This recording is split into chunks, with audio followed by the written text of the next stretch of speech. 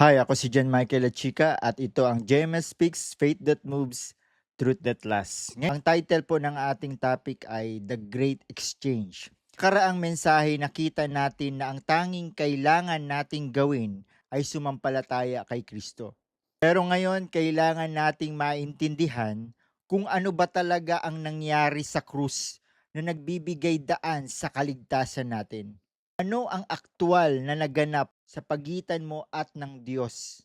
At ang sagot ay makikita sa isang talata. Isang talata na tinatawag ng ilang scholar ang buod ng buong ebanghelyo sa iisang pangungusap. Ito ay nasa 2 Corinthians 5:21. Sa talatang ito may isang palitan na nangyari.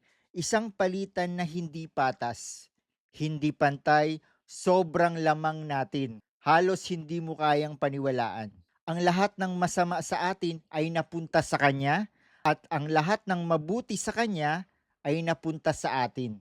Ito ang tinatawag na The Great Exchange, ang dakilang palitan.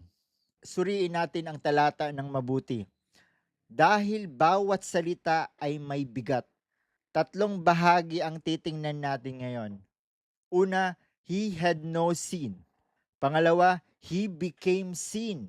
At pangatlo, we become righteousness. First point, He had no sin. 2 Corinthians 5:21, for our sake, He made Him to be sin who knew no sin. Pansinin mo ang paglalarawan kay Jesus, kapatid. Who knew no sin. Hindi kaunti lang ang kasalanan, hindi mas mabuti kaysa iba, kundi walang kasalanan kailanman. Kailangan mong maintindihan kung gaano ito kabihira, kapatid. Sa buong kasaysayan ng tao, walang ni isang taong nabuhay nang walang kasalanan. Romans 3:23, all have sinned, lahat. Ang bawat propeta, bawat hari, bawat banal na tao, lahat may bahid ng kasalanan. Maliban sa isa, si Jesus lamang ang nabuhay ng perpekto. Hebrews 4:15, tinukso siya in every respect as we are, yet without sin. Naranasan niya ang gutom, ang pagod, ang kalungkutan, ang tukso. Lahat ng dinaranas natin. Pero hindi siya nagkasala kahit minsan. Sa isip, sa salita, sa gawa, kundi perpekto siya. Sa 1 Peter 2:22, He committed no sin, neither was deceit found in His mouth. Kahit ang kanyang mga kaaway na naghahanap ng dahilan para akusahan siya, walang nahanap. Sinabi mismo ni Pilato, wala akong makitang kasalanan sa taong ito. Bakit mahalaga ito, kapatid? Dahil kung nagkasala si Jesus, kahit minsan, wala siyang maiaalay para sa iyo. Ang isang makasalanan ay hindi kayang bayaran ang kasalanan ng iba. Pero dahil perpekto si Jesus, may maiaalay siya na wala sa iba. Isang buhay na walang bahid, sapat na handog para sa iyong kasalanan. Kapatid, tingnan mo ang kabanalan ni Jesus at makikita mo ang dalawang bagay. Kung gaano kahalaga ang handog na inialay para sa iyo at kung gaano kakamahal ng Diyos. Ang perpektong buhay na hindi mo kayang ipamuhay, ipinamuhay niya. Hindi para sa kanyang sarili, kundi para maialay sa iyong lugar. Kaya ngayon, kapag naramdaman mong hindi ka sapat, huwag kang tumingin sa sarili mong bahid. Tumingin ka sa kabanalan ni Kristo. Dahil ang buhay na iaalay sa Diyos para sa iyo ay hindi ang sa iyo, kundi ang perpektong buhay ni Jesus na ibinigay sa iyong lugar. Second point, He became sin. 2 Corinthians 5:21, for our sake, He made Him to be sin. Pansinin mo, hindi lang sinabing nagdala ng kasalanan, hindi lang nagdusa dahil sa kasalanan, kundi sinabing made Him to be sin, ginawang kasalanan. Ito ang pinakamalalim na hiwaga ng krus. Ang perpektong anak ng Diyos na kailanman ay walang kasalanan ay ginawang kasalanan para sa atin. Hindi ibig sabihin na naging masama siya. Sinasabi na dinala niya ang buong bigat ng ating kasalanan na parang kanya at tinanggap ang buong parusa na dapat sa atin. Pansinin mo rin ang dalawang salita sa simula, for our sake, para sa atin, hindi para sa kanyang sarili, hindi dahil karapat-dapat tayo, hindi dahil sa kanyang pag-ibig. Tinanggap niya ang hindi niya dapat tanggapin para makuha natin ang hindi natin dapat makuha. Isipin mo ang sandaling yon sa krus, kapatid. Matthew 27:46, sabi niya, my God, why have you forsaken me?" Bakit iiyak si Jesus na pinabayaan siya ng Ama? Dahil sa sandaling yon, ang buong kasalanan ng buong sanlibutan ay nasa Kanya. Ang buong kasalanan ng lahat ng mga tao ay nasa Kanya. At ang banal na Diyos na hindi makatingin sa kasalanan ay tumalikod. Sa unang pagkakataon sa buong kawalang hanggan, naranasan ng anak ang paghihiwalay sa Ama. Para hindi mo na ito kailanman maranasan, kapatid. Isaiah 53:6, the Lord has laid on him the iniquity of us all. Ririnig mo ito, kapatid. Ang kasalanan nating lahat ipinatong sa Kanya. Ang galit ng Diyos na dapat sa iyo, ibinuhos sa Kanya. Ang parusa na dapat mong pasanin magpakailanman, pinasan niya sa krus. Galatians 3:13, Christ redeemed us from the curse of the law by becoming a curse for us. Naging sumpa siya para ang mga sinumpa ng kasalanan ay mapalaya. Kapatid, tumigil ka sandali at pagnilayan ito. Ang kasalanan mo hindi lang pinatawad na parang binaliwala. Binayaran ito. May tumanggap ng buong parusa nito. Kapag iniisip mo ang pinakamadilim na kasalanan, ang isinisigaw ng krus ay binayaran na yan ng buo ni Jesus. Wala nang natitirang parusa para sa'yo.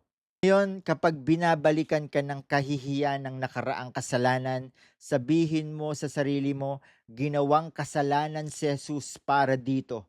Binayaran na, hindi ako mabubuhay sa kahihiyan ng bagay na binayaran na ng dugo niya. Third point, we become righteousness.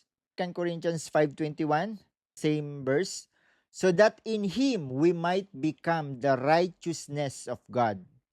At narito ang kabilang panig ng palitan, kapatid. At dito tayo sasabog sa kagalakan. Kinuha ni Jesus ang iyong kasalanan.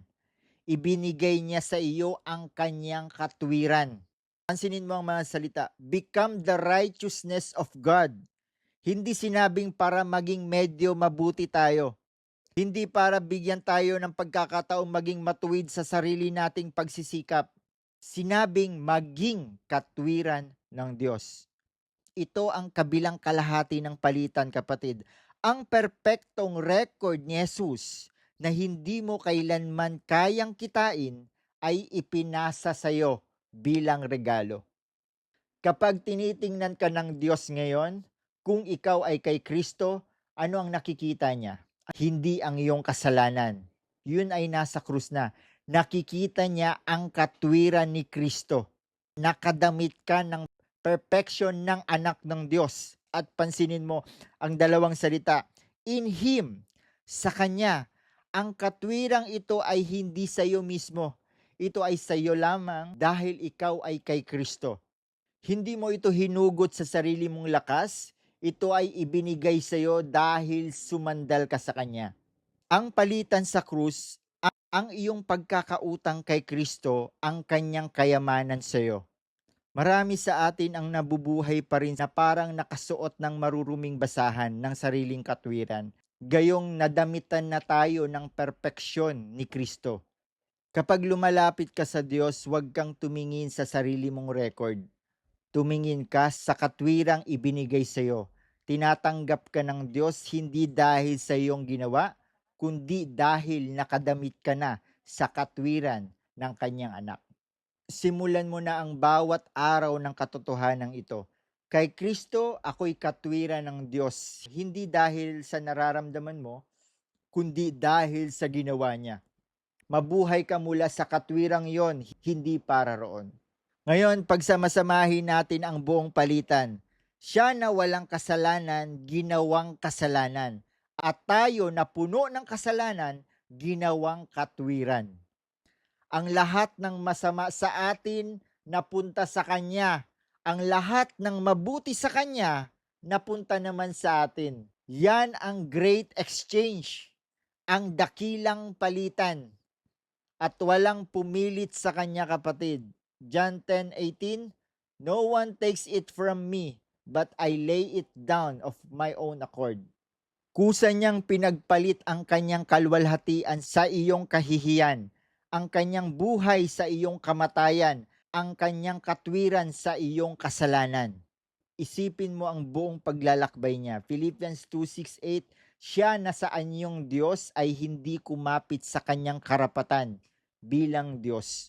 He humbled himself by becoming obedient to the point of death, even death on a cross.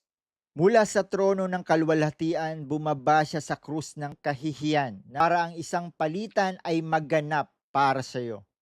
Ang mayaman ay naging mahirap para ang mahirap ay yumaman. Ang malinis ay tinanggap ang dumi para ang marumi ay malinisan. At sa krus nang pasanin niya ang iyong kasalanan, ang unang salita mula sa kanyang bibig ay hindi hinanakit, kundi pag-ibig. Father, forgive them, for they know not what they do. Luke 23:34. At nang matapos ang lahat, sabi niya sa John 19:30, it is finished. Ang palitan ay ganap na, tapos na. Kaya kapatid, kaya kapag tinatanong ka, ano ang tinitingnan ng Diyos kapag tinitingnan ka niya? Ang sagot ay hindi ang iyong kasalanan. Yun ay ipinako na sa krus. Ginawang kasalanan si Jesus para dito.